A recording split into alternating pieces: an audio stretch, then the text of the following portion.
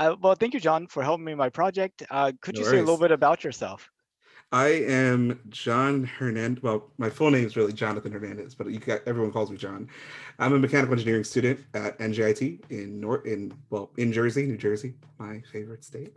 I'm going to be graduating soon. Looking to work in the aerospace field, and yeah, I mean, I'm a Devils fan. Love hockey, love soccer.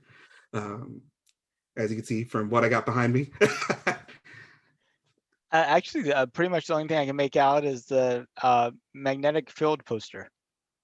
Oh yeah. That's a really interesting story. I was pretty involved with NASA as a child, and then leading up to now. So I actually met the one of the lead scientists in that in that project right before they launched their satellites out into orbit. So it was really fascinating to hear her talk about the satellites that she was sending over. Those were like a twin set of satellites that were investigating the Van Allen belts.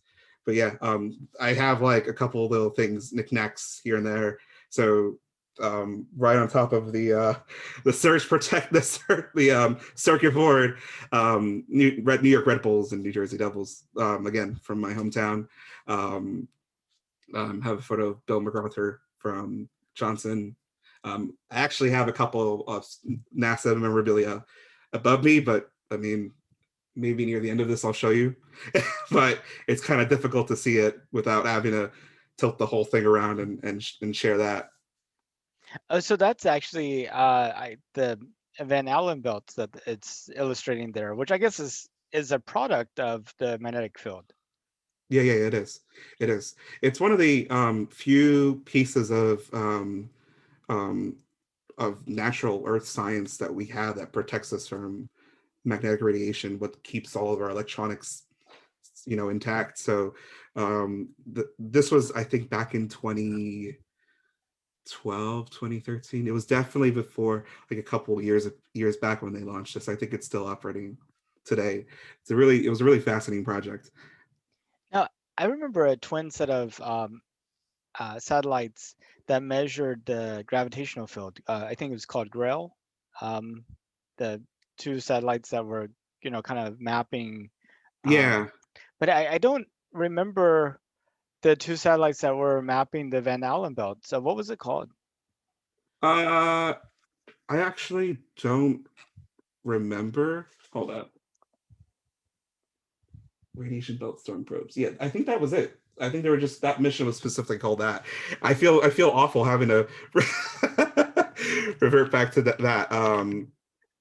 But I remember roughly.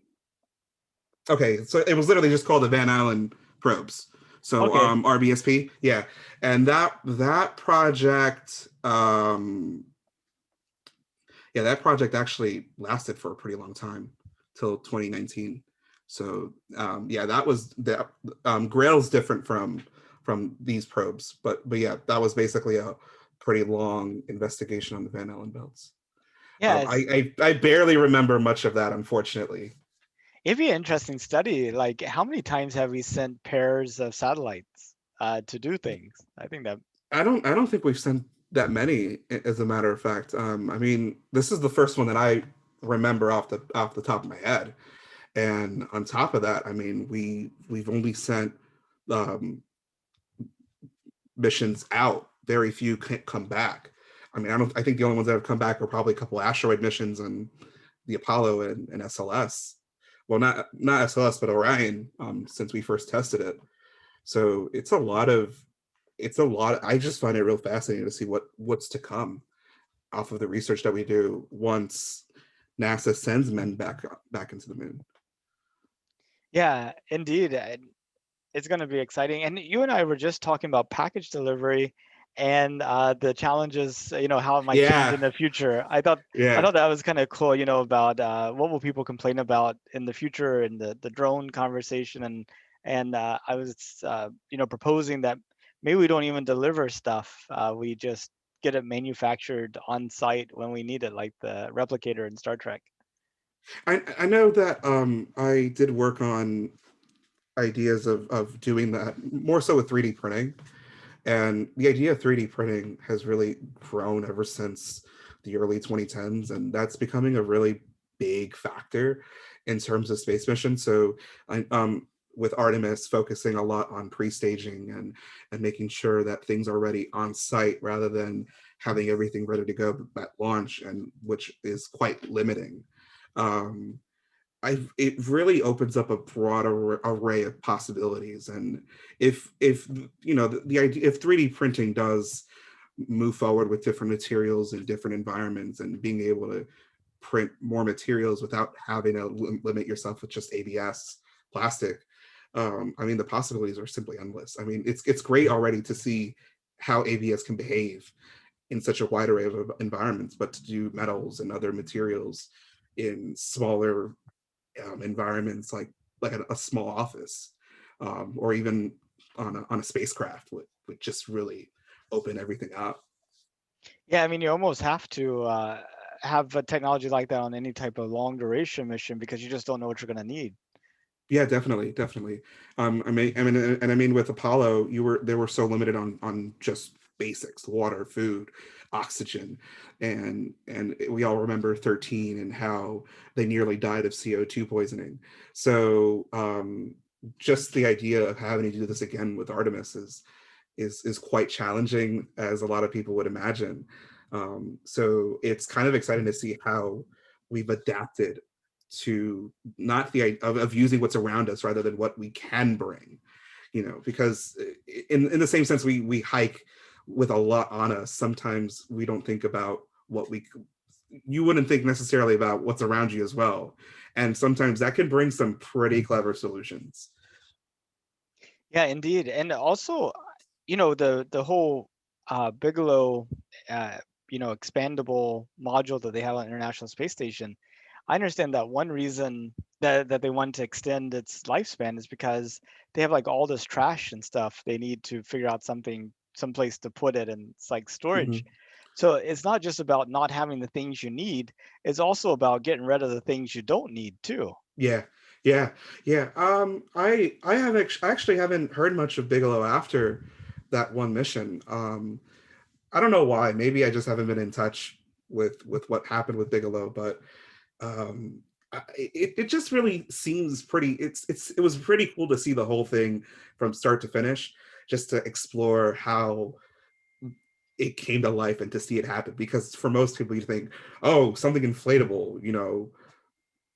I didn't even believe it at first because there's space debris and micro debris that could puncture something like this, and I was so terrified. Like, what if something dangerous happened and there was a massive decompressurization? Like, you'd think about these massive concerns, and everything went smoothly except for the fact that it just inflated a bit odd. From what I remember, it was a bit like lopsided at the end. Yeah, indeed. They had to kind of vary the pressure and try to force it out.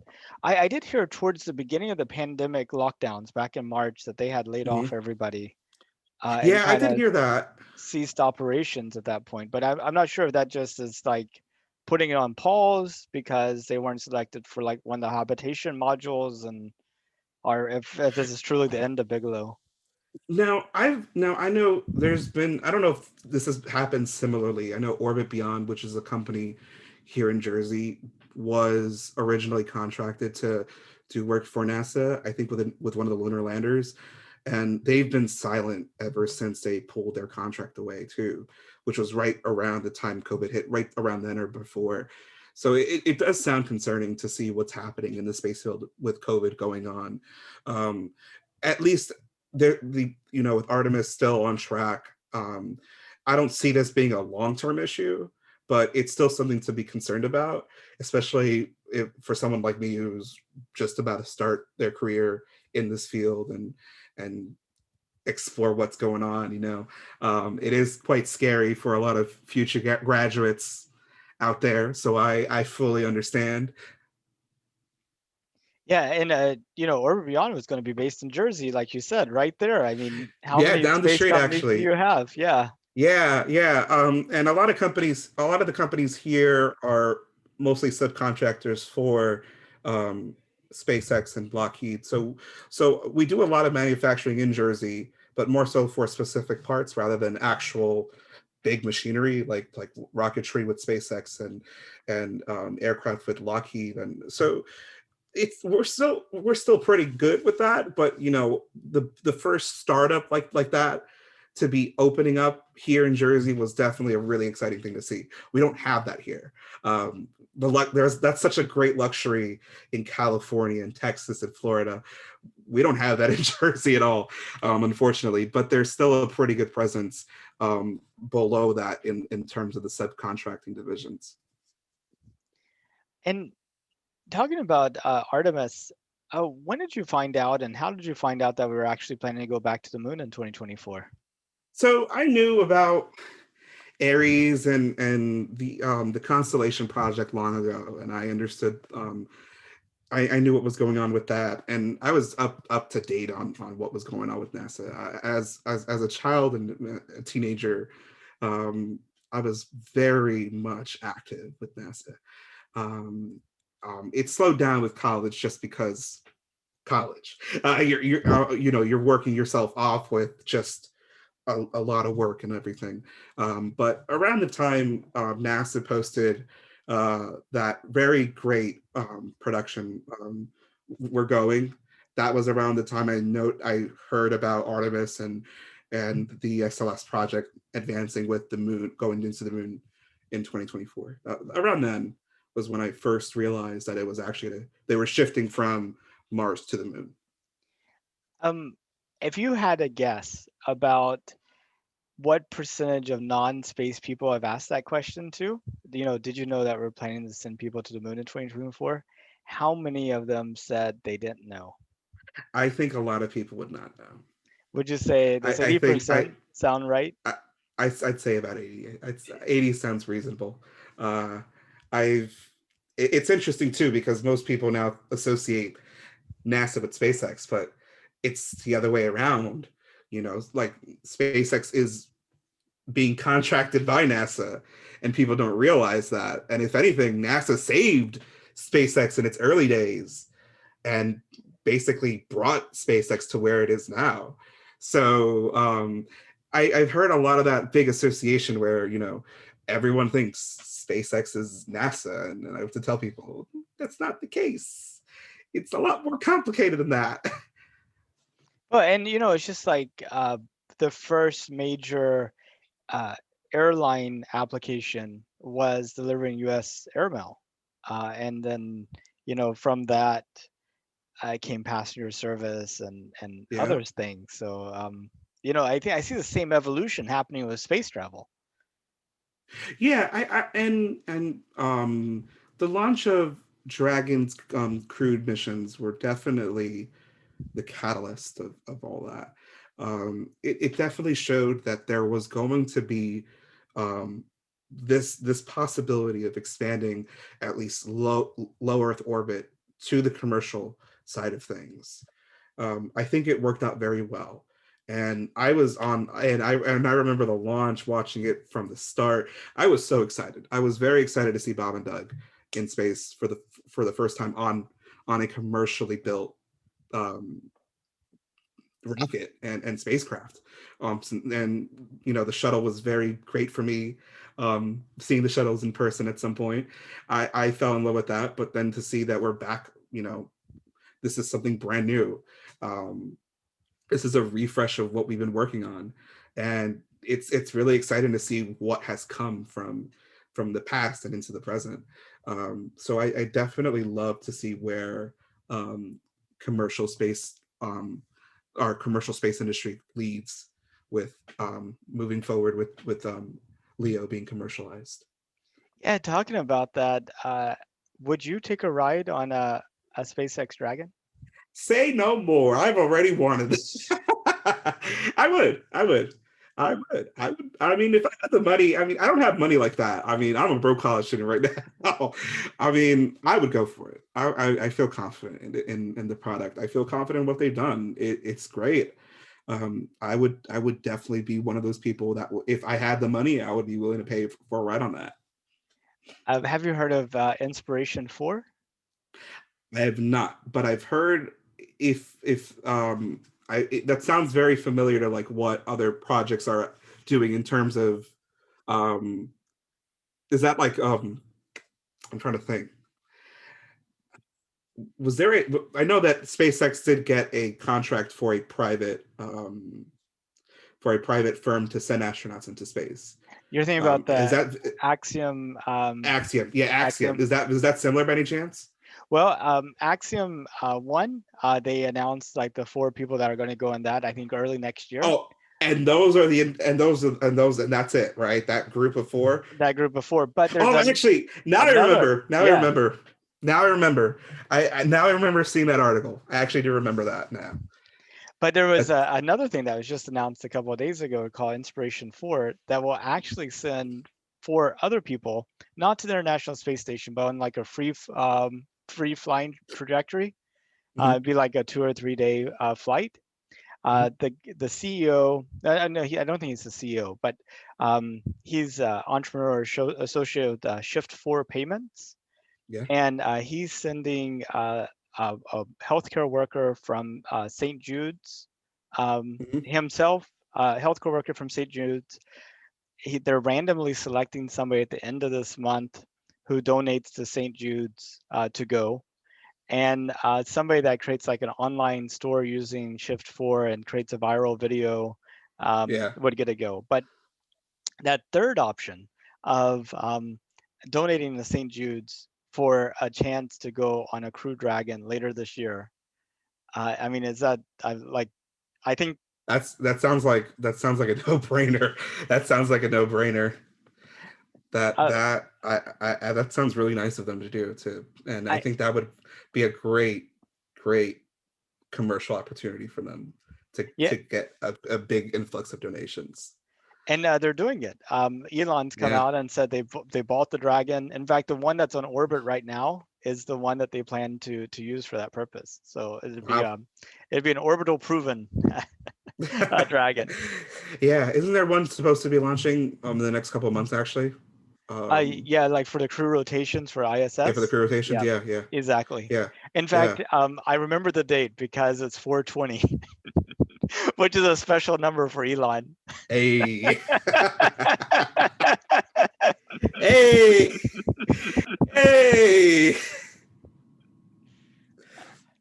Yeah, Will they be launching at 4:20 p.m.? I don't know. It's a good If chance. they okay, if that actually happens, if that happens, I'm I'm going to be very excited. That's just going to be the best day ever. 4:20 on 4:20. I think we're gonna have to advertise that. That has to be heavily advertised. It'd Exactly. be a shame if it got scrubbed. It would be such a shame if it got scrubbed. And then to have four people in orbit for 20 days. So I mean, you could just keep lining On up their 420. 420. Yeah, exactly. That's just so clever. That's so that's No, so our clever. we have two launch windows a day. They're 4:20 a.m. and 4:20 p.m. 4:20 p.m.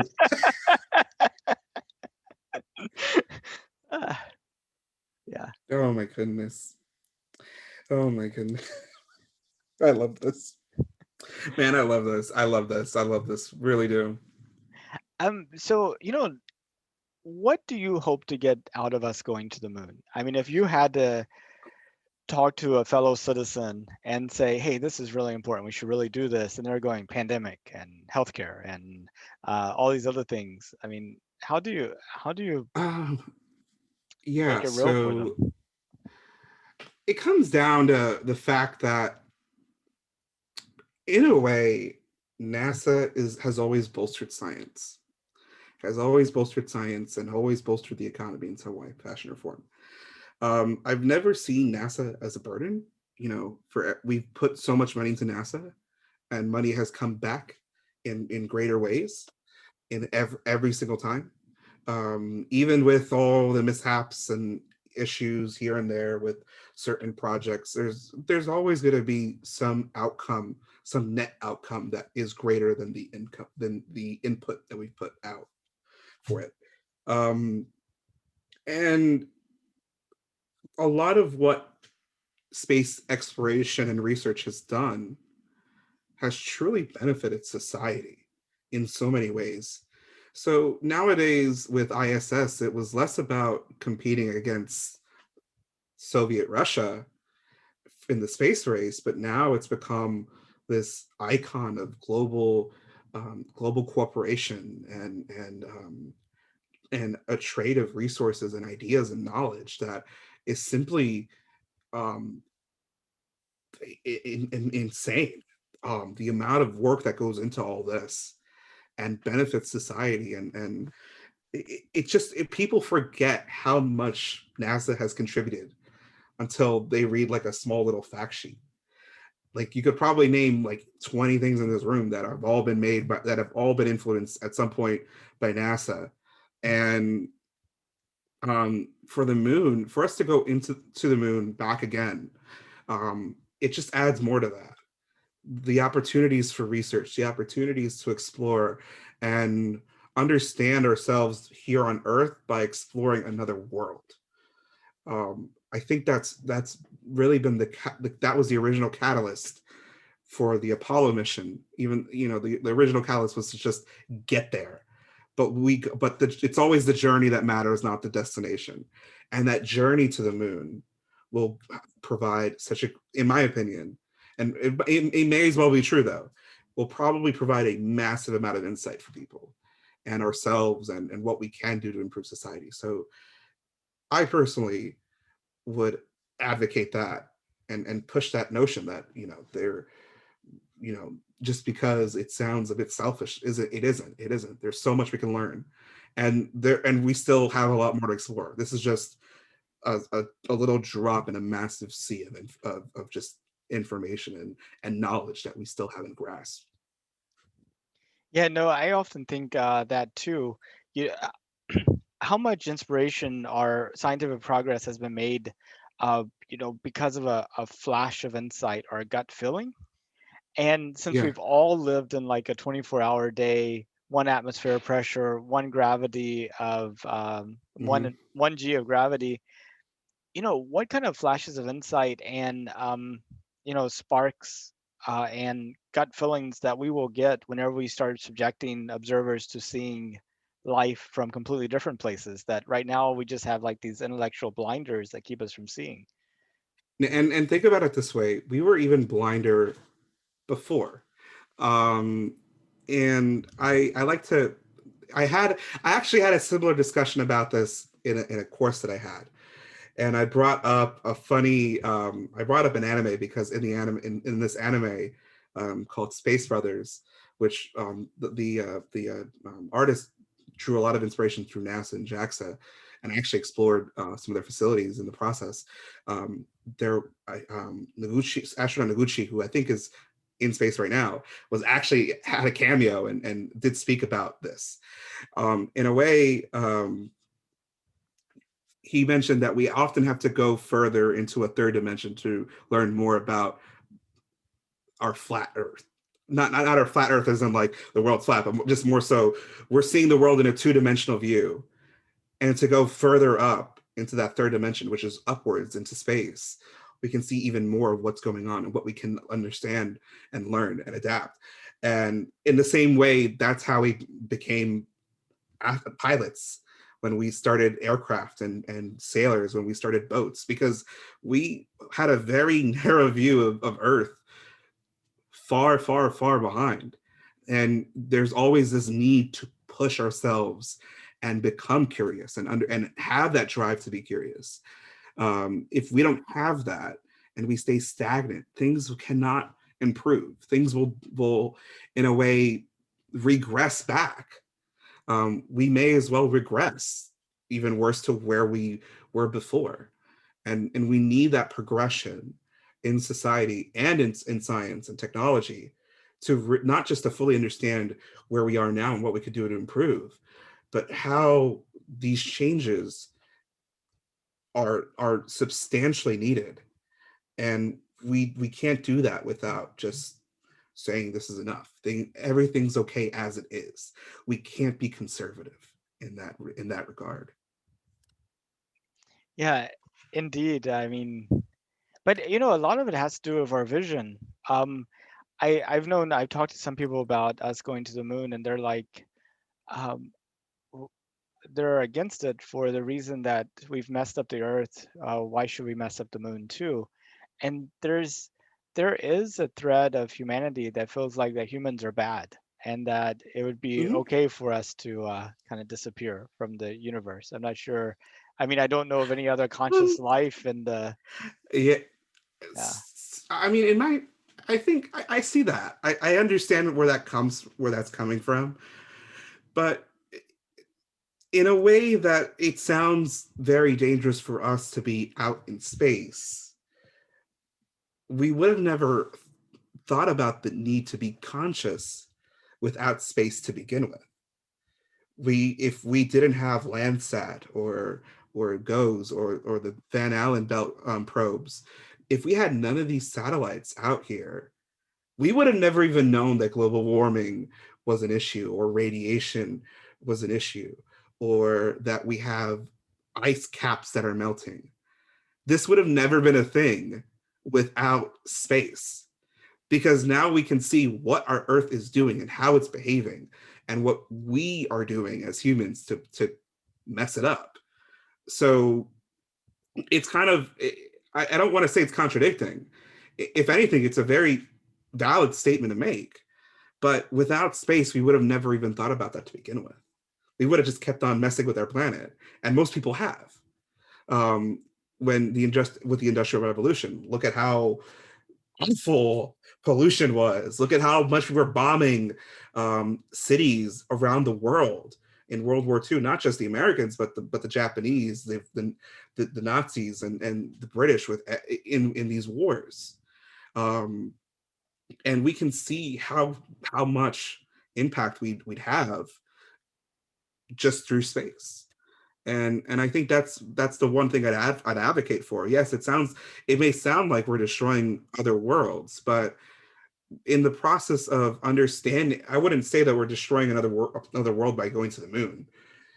We're exploring. We're simply understanding the moon to understand more of ourselves and to understand this planet, and in a way to bring that knowledge back onto Earth to even further advance our technology, understand our world even more. That makes 100% sense. And I mean, just people kind of having this perspective of seeing Earth as finite and fragile and precious. In fact, I think this picture is what galvanized a lot of the environmental Yeah, movement. And it's funny, without this picture from the moon, that comment about us messing up the moon probably would have never happened. It's kind of circular. it's a catch-22 in a way. You know, you have it sounds like one, and it can be one, but um we, again, most of us would have never had that thought if we didn't have that photo to begin with. And that movement in the 60s really evolved from that. So we need, it's kind of like checking yourself in the mirror and saying, okay, I don't look good and I need to figure out what I got to do to look better. In a way, we're checking it ourselves out to make sure that we're getting better. And that's basically what we're doing. So it's okay to make these mistakes. I wouldn't say it's okay to make these mistakes, because I'm not saying polluting is good at all, but more so we have to see ourselves from a different view to understand what we can do to get better. We always need a separate pair of eyes, you know, to basically see if we're okay. Sometimes, you know.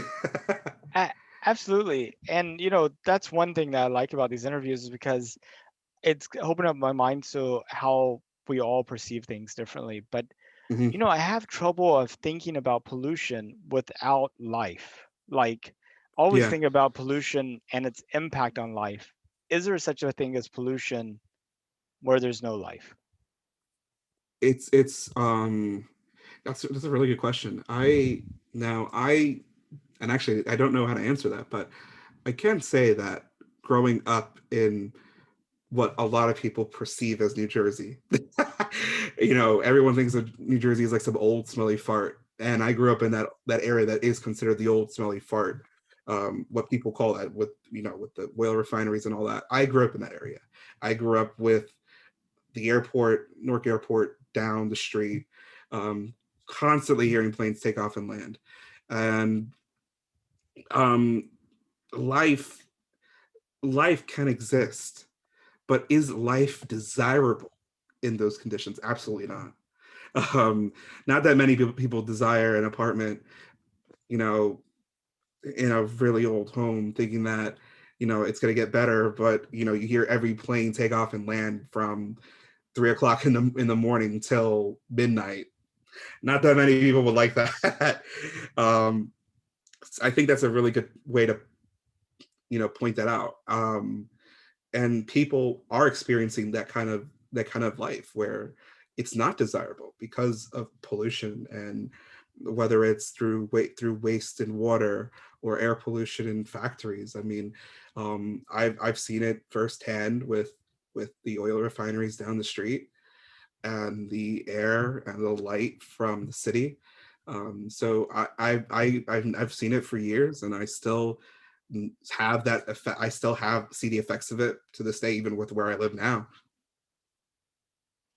Yeah, and you as you're talking, you kind of remind me about we have two different billionaires who are both space nuts like we are. And Yeah. one of them, Elon, Hmm. his vision is, a million person city on Mars. And then Jeff Bezos, his vision is we develop the space in order to protect the Earth, and kind of like big orbital facilities with kind of artificial worlds. And I was just wondering which one of those visions excites you more. Is neither a good answer? Oh, really? I, Neither. I actually would.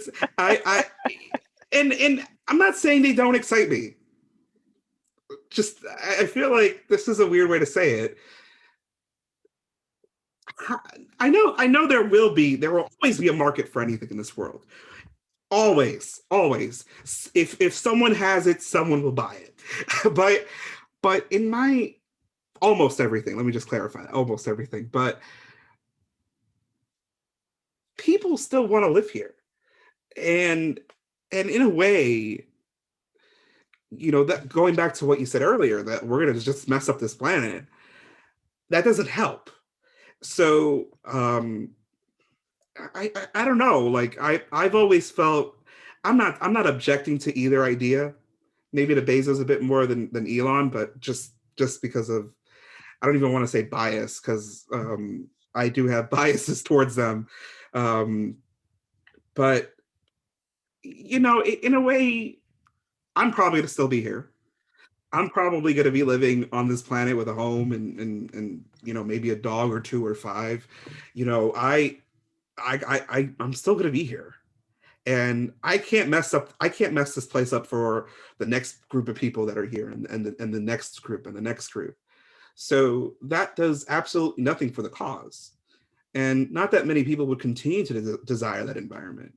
So in a sense, we have to go back to that notion of, we need to protect this place, we need to protect this land. And how do we do it? We have tools to help us understand how to do it. We just have to make that next step and the next initiative to move further.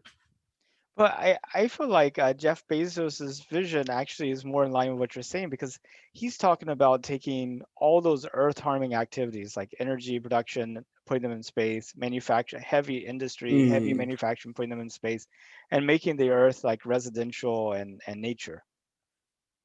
I mean, it's plausible. The only problem is, how do you go back and forth between, there's a lot of activity with that. Um, Now, in a sense, would rocket sending rockets constantly be as polluting as what we're doing right now? Maybe not to the extent as fossil fuels. I mean, most of rockets are just liquid oxygen and nitrogen, which is already in our atmosphere. But it just, I don't know. I just find it really funny to have to go, the idea of going to work in a um having to see that happen, and it just sounds way too complex. It just sounds very complex for me. I love it, but it's a very, I don't know. I sound very old fashioned saying that. I don't. I feel skeptical about it. But I want to see it before I believe it. how about mining materials on the moon to provide to build these huge satellite solar arrays? You could Yeah, do things in space that take up a lot of energy on Earth, but could be beneficial, like data centers in space that are, doing simulations and protein folding and, kind of data processing and like batch mode. Uh, and I mean that's already, and not to say that it's not a bad idea to consider that, but the fact that it's already happening in space is not the data centers at least, but a lot of the medical research, especially being done in low Earth orbit. I mean, it's very fascinating, um, and there's a lot of potential to see that in microgravity on the moon, and I'm honestly excited to see that. Am I for mining in a sense? I mean, in a way, as long as it's as long as it's staying on the moon, sure. Just let's hope it's not as um, taxing and in a way just expulsion. It shouldn't be expulsion. We shouldn't expunge all of our resources there. We need to adapt, and that's basically our challenge. How do we adapt? um, Space elevator, mechanical engineer, what do you think? I don't think we're there yet. Oh, I no, don't think but we're do you there. think we'll ever be there, I guess is the question. Will I ever be there? You know, it the biggest question is how taxing will this be to the body? Doing this constantly, every single day, having to do 3Gs up, and like 3Gs up, 3 to 9Gs up, and then 3 to 9Gs back down. Imagine having to do that on a daily basis, like riding a roller coaster every single day. I don't know. I really don't know. It just sound. I remember seeing this as a kid. I think on the Discovery Channel or something. Um, that's where it first came to mind. But it's crazy. I'd love to see it. Well, I'd absolutely write it for just fun. I'd write it for fun just to see how it goes. You'd be like that But kid pushing all the buttons. Like, where can we get you know what off? that it reminds me of, like, that one ride at like at like the state fair where that UFO ride. I forgot what it's called, but they spin you around in this weird like Oh, centrifuge, and you're just praying to God that you're not going to fall off. yeah. Like Is it the nothing's one holding with on like to you. the? Is it the one with the walls and you put your back on it and you spin Yeah, facing yeah. I inward? forgot what the. Every place has its own name for it. It looks like Okay. a little weird UFO. Like I just can't imagine doing that for 20 minutes straight. One way. That just sounds really exhausting after a while. Um, Fun, but at some point you're gonna get tired of it. Yeah, that's true. But I mean, I don't think you would go up and down every day. But No, and definitely not. Definitely not. I don't know if it has to be 3G. I mean, why not just like 1.2 or 1.3? And you just it's like a huge type of facility, and you're just like kind of camping out for a week or two at a time, and then you get into orbit. That also reminds me in a way of Elon's idea of using the I for man, why am I forgetting names today? But the large spacecraft that he was building that recently got tested in Starship. the Starship. I don't know why I thought of a different name. The Starship, using the Starship to just Well, it has take changed people names. across Interplanetary transport. No, interplanetary colonial transporter, the BFR, and, the and now BFR. and now it's Starship and super I heavy. remember that. That's why I remember it being called BFR. I remember it as BFR and not Starship. Now, But I which remember version of BFR do you remember? The big Falcon rocket or something else? um, not the big Falcon. Well, Falcon Heavy, No, BFR. There's or when well, there's the big I one that looks like just one massive rocket, and then on top of that big rocket, there's the actual spacecraft that looks like a massive like thing out of Star Trek. I remember that. Yeah, I think the And BFR, they had originally meant something, but then they had to make it family friendly, so they changed the F to Falcon. And so it's just yeah, I remember that. I remember that. I do remember that. But I remember especially one video that SpaceX published. And it was like, okay, let's fly you across the world, like New York to Shanghai in oh yes, yes, 60 exactly. minutes. And I was like, 30, I would actually, actually 30, 40. 30, 60. Well, yeah, 30 to 40, and then anywhere around Earth in an hour, in an hour or less, basically. But most of these trips would be like 30, 45 minutes tops. And I was thinking, damn, like I should do that.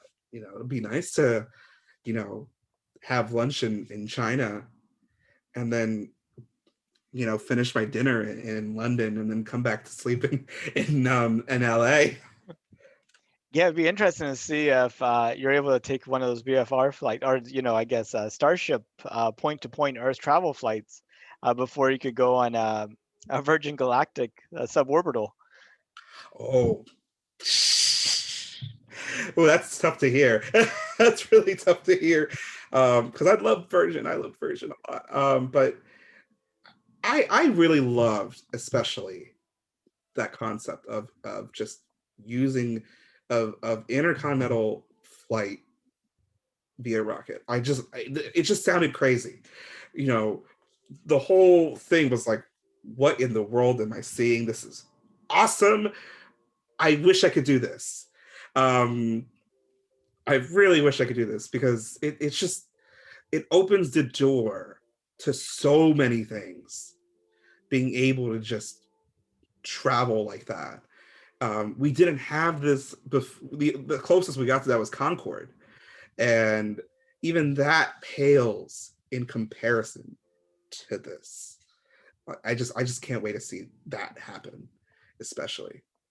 I mean, imagine being able to use it to deliver like test kits or medical professionals when a pandemic starts, or vaccines, or things that That could are. have been done now. Yeah, yeah, Yeah. yeah, yeah, yeah. And to see how, I mean, and to see that transition where this wasn't possible years ago, decades ago, to see how far we've gone in technology. But back in the day, you couldn't distribute millions of vaccines across the world in less than a week. You had to hope that the airmail would fly fast enough in 2 days. And even that was like a little bag full of goodies. And now you can carry cargo planes across the ocean and hundreds of them, and it'll get to wherever you need it to be. To see that already now is fascinating. And imagine that 50, 100 years later, where BFR could be, and maybe, as a matter of fact, doing just that. It's I'm excited. going I'm to be an really excited. exciting decade. Yeah, it's going to be Yeah. amazing, and people like you are going to make it happen. I hope so. I really do hope so. I've been really fingers crossed that I find something at some point, and it's been my passion for years. It's really been my passion. I'm really excited to see what's going on with what could happen and what will happen the next 20, 30, 40 years in the making, when we're not only on the moon but possibly even further. It's going to be exciting times. Well, It John, I really really will be. appreciate the time. Is there anything you wanted to talk about that we didn't get to? I'm sorry, I you're said cutting I. off. Oh, I said I really appreciate your time. I was wondering if there's anything else that you wanted to talk about that we didn't get to. Man, I really don't know. I feel like I don't shut up. No, but I have no idea. Just because sometimes there's so much you want to talk about, you don't really know where to start about this. I think the biggest thing that I will say is that you know going back to BFR though, I can't wait to see another one of those launches. I really do. I was really excited to see the last one. I down know, in Texas. almost. Have you It been almost, following the discussion on Twitter? It's amazing. It's like somebody yeah, said, "Why don't you light all three, and then if all three come on, just turn one off." And then the discussion about which one to turn off, and Elon's like interacting with like these people with like diagrams, and yeah, it's just like yeah, whoa. yeah. And I think how it's become now. I don't think that many people grew up. It's unfortunate that my generation did not grow up as well as the baby boomers and later on with that influence of space. Because in my case, growing up in a working middle class neighborhood, like my parents didn't know what space was, mostly because they're first generation Americans, and I got lucky. It was one thing that led to another, and it became a little domino effect, and here I am now. But seeing that presence with social media has definitely helped push that influence. And I think that's going to be a big game changer moving forward. I cannot imagine what the world would be, how the world would be when we're all live tweeting the next SLS launch in real time with astronauts on board. I just can't imagine that. It's going to be incredible. And we're not seeing it in 4K, but like 200K. 8K, In 8, there's already 3D, 8K. There's 8K. already Yeah. 8K. I mean, like, we already got 4K TVs right now. There's probably going to be 8K, 16, Wow. 2048 in a couple years later. It's going to be incredible. It's going to be incredible to see it all. I'm really excited. Well, John, I hope we can connect on LinkedIn and other places. I'd love to see how your career progresses. And uh, No, absolutely, absolutely. but anyway, I better tell you good night. Thank you so much, and best wishes. Don't forget inspiration4.com. Awesome, awesome. And thank you. Thanks for having me. Okay. Bye bye. See ya.